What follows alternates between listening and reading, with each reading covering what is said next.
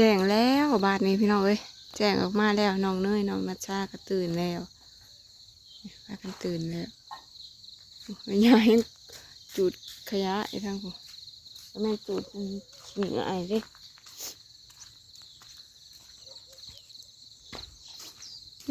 มาหุงน่ะก็เรื่องงามเลย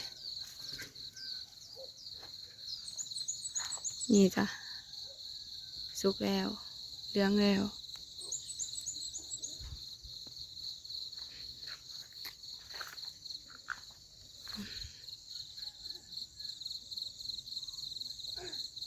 น้ำเต็มน้องเริ่มใสแน่แล้วเด้เพราะว่าน้ำมันก็ประมาณครึ่งน้องโอ้ปามอยู่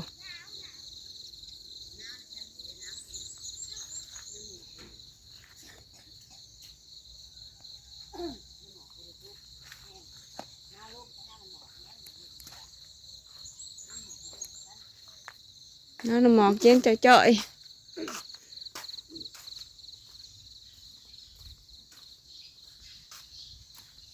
เล็กน้อยยังพันตื่น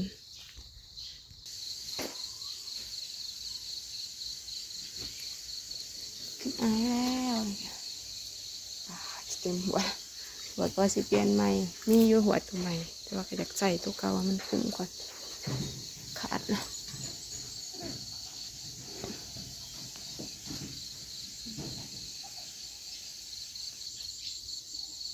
เสียงนกห้องสนั่นอยู่พันว่าต้นบักซีดาเป็นหมากใหม่อีกรอบหนึ่งบุรุษฝันเดี๋ยวฝันเอาเลขเอาเบอร์บ่หน่อยฝันเห็นต้นบักซีดาเป็นหมากหน่อยหมอกก็ยังคุ้นนัวอยู่ยินจ่อยๆสังกะสีเฮามื้อนี้สิแดดได้นี่เป็นน้ำแบบนี้ละเฮ็ดบดออกสวัสดีตอนเสาร์พี่น้องมีป้าว่าหน่อยมาใส่บาตรครบรอบวันเกิด2 ปี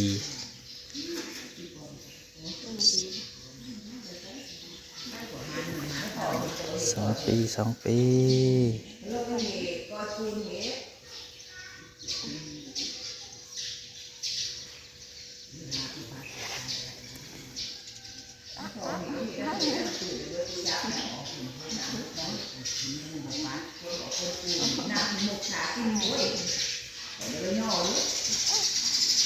หอนบ้าง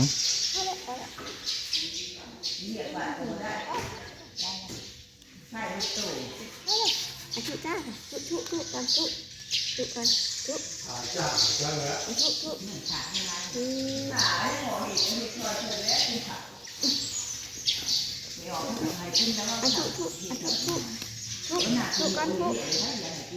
ยังไงจุ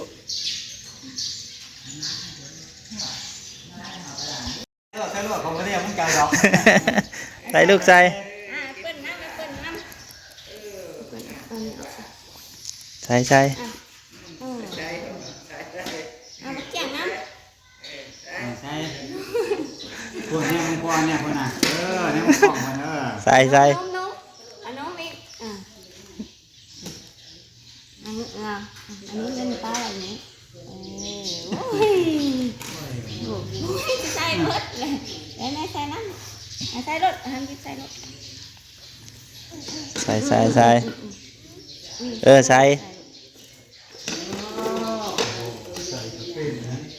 ต็มบ้านนี่คู่เลยวันที่ 1วันที่1น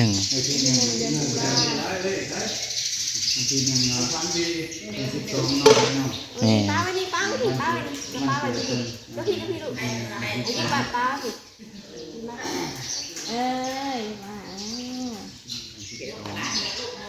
นบอันนี้ทุอั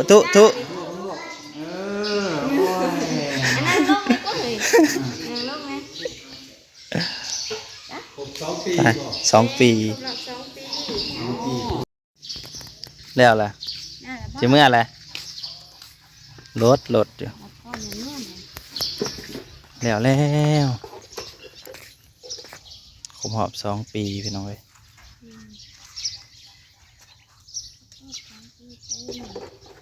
ไปขึ้นไปขึ้นรถอีห้างมาครับไป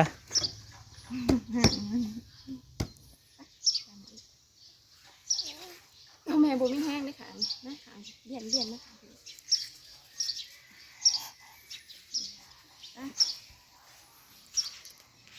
อื โอ้ อ ยเปล่าโหแม่บ่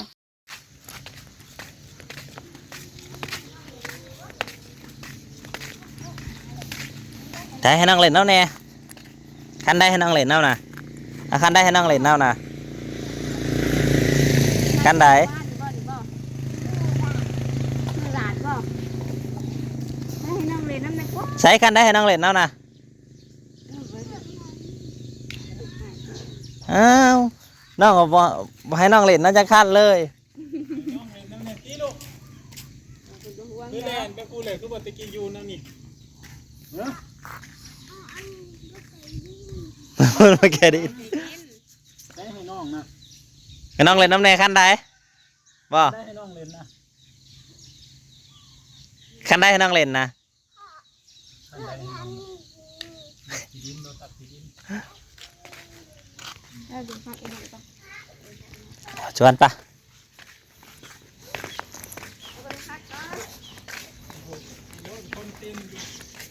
ว่าหนาลงมาแล้วบ่เนาะโอ้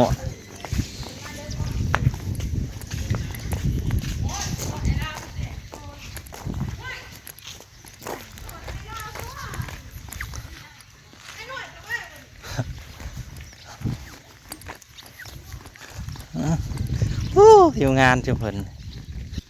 เฮ็ดหยังเด้แต่สองพ่อเมียเพิ่นก็จะสู้แต่เช้าอีหลีเนาะว้าสองพ่อเมียนี่แต่เช้าอีหลีเนาะ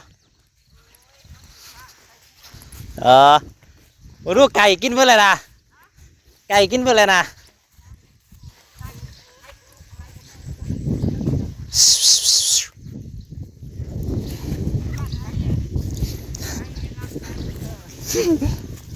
ผมรถจักรโตน่ะ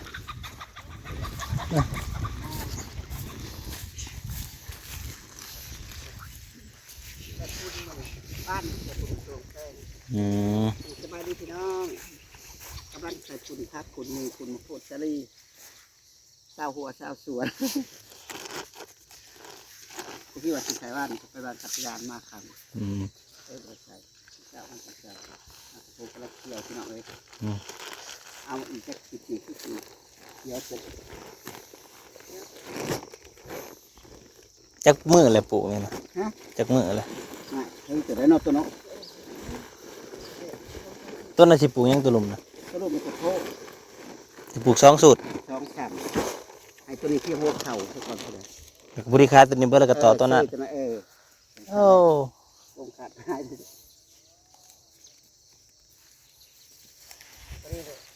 ตัวนั้นพี่หัวเข่าเลยจะขี่ลง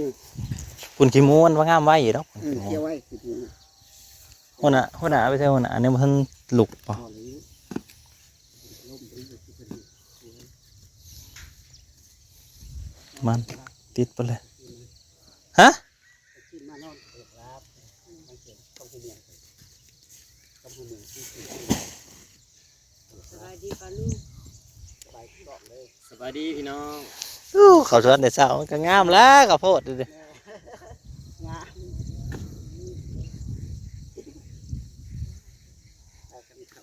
ลูกทีมเป็นหายคนหนึ่งวะ หายคนหนึ่ง ไปเก่าอื่น ไปจะจับลูกบุกครับขึ้นตัวได้ไหมป้าเดี๋ยวเอาเอาเมียลงมาคันขากัน ๆ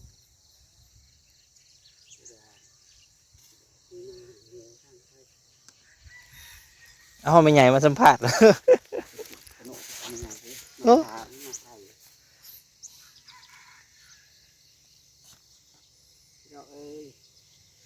ทำไปที่ไหนวางทำข้าวหน้า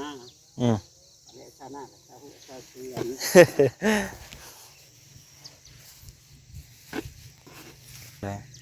แรง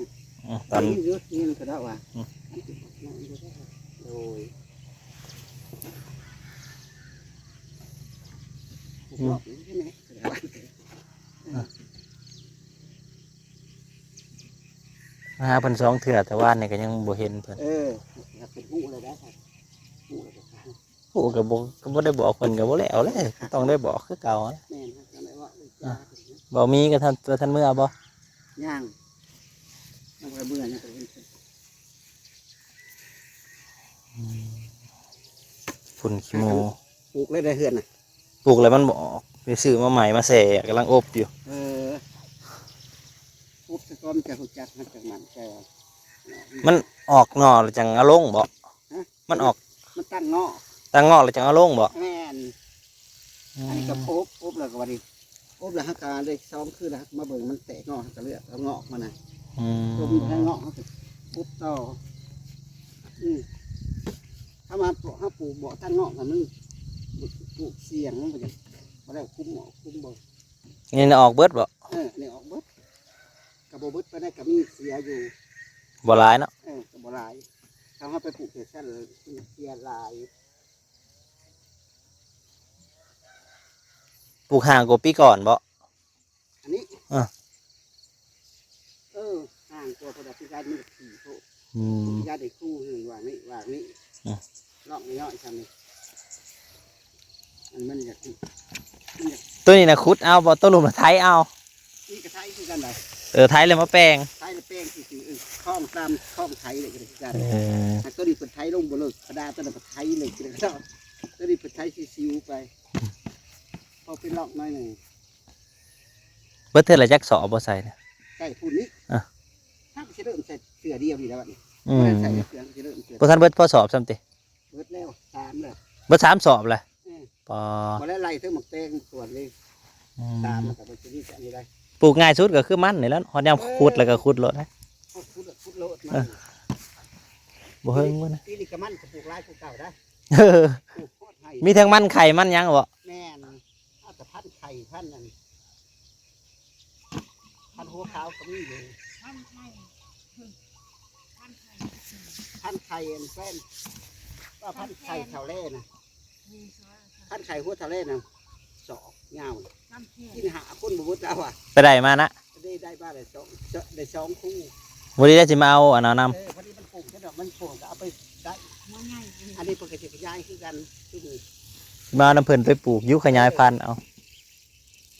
ปลูกทิมป้าไปไว้ก็ได้หัวห้าวชังนี่อันนี้อุ้ย กูเอาบ่อยถึงเนาะ อืม เอาไปคั่วข้าวอย่างเงี้ยแบบมันแก้วนะ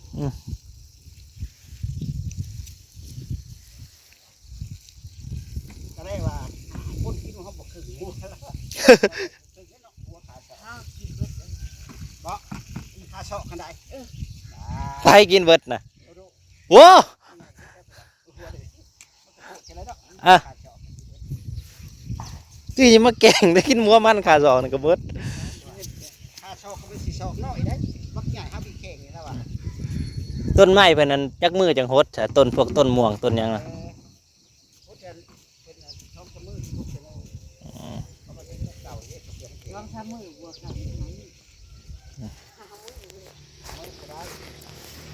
มดแดงเพิ่นก็ลงหลายชาวสวน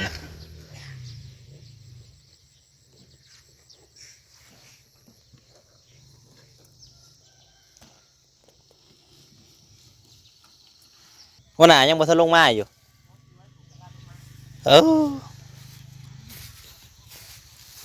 กระทันเป็นหลายต้นมะพร้าวอ่อนพี่แม่งยังไม่เห็ดมันจังตายฝนลงหลายที่ได้ปีเทิงมันเทิงหยังเทิงหมักแตงเทิงหยัง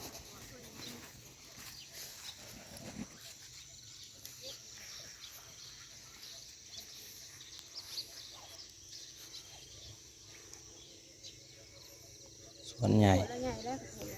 คืบแล้วเกือบคืบแล้ว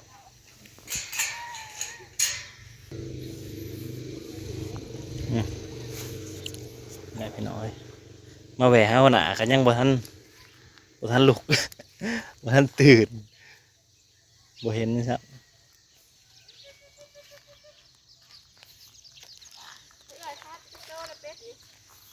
ขอกันใหม่เด้อพี่น้องขอบคุณอะไรที่มาชมมาถ้าท่านว่ามาตักบาตรใส่บาตรกันเลยพามา